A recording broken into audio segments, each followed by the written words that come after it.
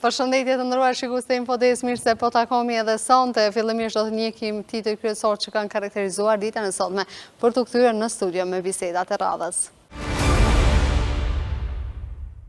Zgjidhjen e ngërçit politik në vend, lidhja demokratike e Kosovës e sheh përmes një qeverie tranzicionale, por kjo parti tani do të merret edhe me zgjedhjet lokale, tha të njëjtën me 8 maj kryetari i Lidhjes Demokratike të Kosovës, Lumir Abdigjiku.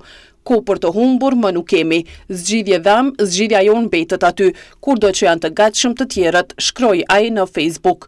Por deri atëherë, sipas Abdigjikut, LDK do të merret me proceset që i ka përpara. Deri atëherë, për të gjithë bllokadës që na shërbehet pa vizion, për të mbledhive repetitive 48 orë pa ndonjë qëllim, LDK do të merret me proceset e veta përpara, aty ku s'mund të na kurthojnë. Do të merret me zgjedhjet lokale. Prandaj sot kam thirrur në takim të gjithë kryetarët e degëve të LDK-s për të nisur procesin konsultativ të përgatitur mbi zgjedhjet lokale 2025, që do të mbahen këtë vjesht, tha Abdigjiku. Ai bëri të ditur se nga sot do të nisin konsultimet e brendshme për kandidatët për kryetar të komunave e për këshilltar lokal. Lumir Abdigjiku propozoi një qeveri tranzicionale deri në zgjedhjen e presidentit të vitit 2026. Sipas tij, si zgjidhje për të dalë nga situata aktuale politike, ku vendi ka mbetur në ngërç pasi lëvizja vetëvendosje në koalicion me Guxo dhe Alternativa nuk po arrin të sigurojnë 61 vota për të zgjedhur Albulena Agjiun si kryeparlamentare. Këshilli Gjyqësor i Kosovës në mbledhjen e sotme ka miratuar propozimin për pushim bllok në sistemin gjyqësor nga 21 korriku deri me 20 gusht për periudhën verore dhe nga 24 dhjetori deri me 8 janar për periudhën dimrore. Në këtë propozim përjashton kujdesaritë lidhur me trajtimin e lëndëve me prioritet ligjor dhe rasteve emergjente.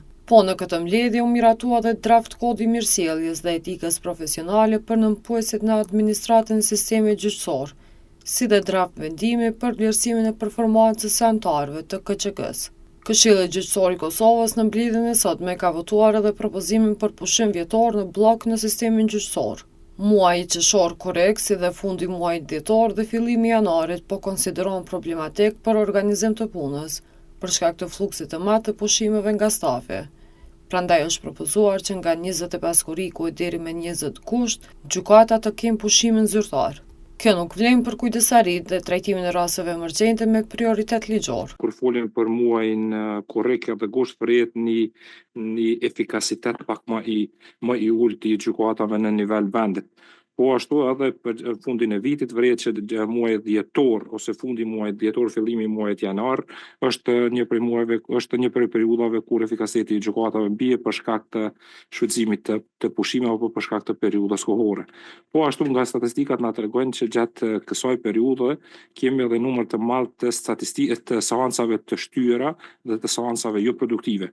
Numri më i madh i seancave të shtyra në rastin konkret janë mungesa e avokatëve, mungesa e prokurorëve, mungesa e stafit edhe të çështjeve tjera. Gjykatat të jenë në pushim zyrtar dhe atë duke filluar nga data 25 korrik deri më datën 21 gusht, që sa i përket periudhës verore, si edhe nga data 24 dhjetor deri më 8 janar të vitit kalendarik. Ky është rekomandimi i Këshillit, pezullohen të gjitha seancat gjyqësore në rastin konkret dhe propozohet që në rastin konkret pjesa më e madhe e pushimeve të shfrytëzohet gjatë kësaj periudhe kohore. Përjashtimisht, domethënë nga ky rekomandim janë kujdesaritë lidhur me trajtimin e lëndëve me prioritet ligjor dhe rasteve emergjente. Kryesuesi i Këshillit Gjyqësor të Kosovës, Elver Xogaj, tha se pushimi në blok i gjykatave do të ndikonte që puna e sistemit gjyqësor gjatë periudhës tjetër të vitit të jetë më efikase dhe më e mirëfillt. Kryetaria e Komisionit për hartimin e këtij kodi, Drita Rexhaj, tha se përmes këtij kodi synohet ruajtja e dinjitetit dhe imazhit të sistemit gjyqësor, si dhe rritja e besimit qytetar në këtë institucion. Mos të caktuar seancat që do dështojnë, sepse theksum që ka pasur numër të lartë seancave që kanë dështuar këtë periudhë, pra do të mohen vetëm seancat për çështjet që përfshihen në listën esenciale të shërbimeve. Kjo do të kuptonte që në periudhën tjetër gjykata do të jetë shumë më efikase dhe puna në gjykata do të organizohet në mënyrë shumë më të mirëfillt. Unë kam vetëm edhe një çështje të lista esenciale e shërbimeve, meqense nuk po e votojmë vendimin si draft, por po e votojmë propozimin, atëherë të lista e shërbimeve esenciale bashkë me zyrën ligjore të përfshihet edhe veprimet që lidhen në procedurën paraprake për mosat, besoj pruha mund të ndihmojë teknikët të hetimit dhe të vëzhgimit, sepse mund të jenë procedura që mund ta diktojnë rrjedhën e hetimit në rast të caktuar. Kryesuesi i KÇK-s, Elbert Zoga, shpreson që ky kod të kontribojë në rritjen e integritetit të sjelljes gjyqësore. Kryetarja e Komisionit për hartimin e këtij draft vendimi, Drita Rexhaj, tha se vlerësimi i performancës së anëtarëve të KÇK-s ka impakt në rritjen e transparencës dhe llogaridhënies. Zoga ju shpreh se vlerësimi i performancës është në harmoni me kërkesën e Këshillit të Evropës. Është një dokument i cili përmban rregulla të detajuara, objektivat e cilat kanë për qëllim të përcaktojnë rregullat e etikës në punësmen në administratën e sistemit gjyqësor, me qëllim me ruajtë dinjitetin dhe imazhin e sistemit gjyqësor, duke ndikuar kështu edhe në rritjen e besimit të qytetarëve në punën e gjyqësorit, i cili është drafti i hartuar në bashkëpunim me njësinë e inspektimit gjyqësor, zyrën ligjore dhe Departamentin për burime njerëzore në Këshill. Dispozitat e këtij kodi janë të detyrueshme për gjithë nëpunësit në administratën e sistemit gjyqësor, i cili përfshin nëpunësit civil të punësuar në Këshill, nëpunësit civil të punësuar në sekretariat, po ashtu edhe ata të sekretariatit panelit zgjedhor për ankesa dhe parashtresa dhe për të gjithën nëpunësit e punësuar në gjykatat e Republikës së Kosovës. Ky draft rregullor është mirëpritur edhe nga kryesuesi i Këshillit Gjyqësor të Kosovës, Elbert Zoga, i cili kërkoi nga të gjitha gjykatat të mobilizohen për zbatimin e strategjisë për arkivat. Në mbledhjen e sotme është miratuar dhe draft udhëzimi administrativ për vula në sistemin gjyqësor, si dhe ka shpallur konkurs për administrator të Gjykatës Supreme të Kosovës, dhomës së posaçme të Gjykatës Supreme, Gjykatës Komerciale, Gjykatës Themelore në Prizren, Pejë, Gjilan dhe Ferizaj. Kryeministri në detyrë i Republikës së Kosovës, Albin Kurti, ka bërë sot homazhin në varresat e dëshmorëve në Landovic në nderim të 25 vjetorit të rënies së Ekrem Rexhës, komandant Drinit. Kurti vlerësoi Rexhën si një figurë të shquar të luftës dhe të mendimit strategjik për çlirimin e vendit. Ekrem Rexha, komandant Drini, ka qenë një veprimtar intelektual, një luftëtar i paepur, i cili me pushk në dorë dhe me strategji në mendje u përball me armikun e okupatorit serb.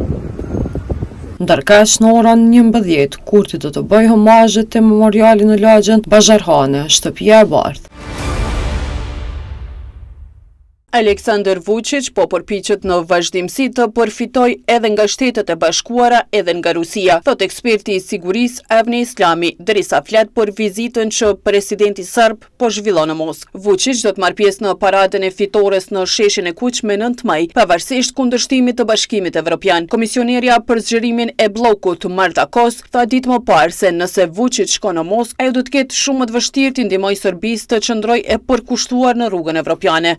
Me 9 maj Rusia shënon 80 vjetorin e fitores kundër fashizmit në luftën e dytë botërore. Duke ditur që Aleksandar Vučići në kohën e Miloševićit ishte zëdhënës i propagandës dhe informacionit, ai edhe pse sot është presidenti i Serbisë, ende jeton me të kaluarën dhe përpiqet që përmes propagandës dhe përmes gënjeshtërave të tij përpiqet që të arrijë sukseset e tij.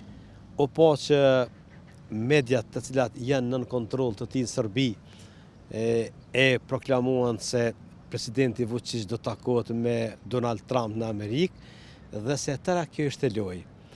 Kjo tregon se ai është i pasinqert dhe kjo tregon se në Shtetet e Bashkuara të Amerikës nuk është prit një lojë e tillë atina, sepse në fakt ai nuk ishte i smur. Biseda ose takimi me Donald Trump do të shërbente si trampolin që ai të shkoj drejt Moskës, ku do të marrë pjesë bashku me presidentin Putin në një paradë atje. Dhe kjo tregon se ky përpiqet në vazhdimsi të përfitojë nga lindja dhe nga perëndimi, nga Rusia dhe nga Shtetet e Bashkuara të Amerikës. Përveç tjerash, profesori i shkencave të sigurisë, Avni Islami, thotë se Vučić po përpiqet përmes shtetit serb ta luajë rolin e ndërmjetësuesit mes Shteteve të Bashkuara të Amerikës dhe Rusisë.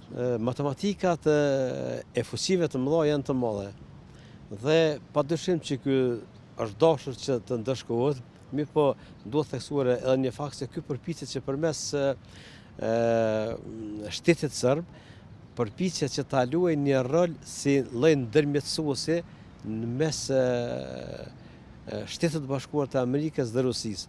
Mirë po, faktikisht Amerikanët dhe Rusët nuk janë të interesuar për ndërmjetësues sepse ata flasin dhe bisedojnë në mënyrë diplomatike me diplomatë vetë. Islami ndër të tjera flet edhe për arrestimin e fundit të një personi të dyshuar për spionazh. Arrestimi i djeshëm i një të dyshuari, ku mendohet se ka prova të mjaftueshme se ishte bashkëpunëtori i BIA-s, dhe se tjetër në kohë i njëjti kishte qenë në Siri dhe është akuzuar për terrorizëm. Dhe unë besoj që institucionet e sigurisë të Kosovës kanë prova të mjaftueshme jo vetëm për këtë, por edhe disa të tjerë. Dhe kur ketë parasysh që mrena një viti në arrestuar 5 bashkëpunëtorë ose agent të BIA-s, unë edhe në intervistat e kaluara jo vetëm tek ju, por edhe në programet e tjera kam theksuar se ky është vetëm fillimi. Dhe se në Kosovë vlojnë bashkëpunëtorë e agent të BIA-s. Prokuroria speciale njoftoi se pas hetimeve disa mujore ka arrestuar HPX, i dyshuar për spionazh.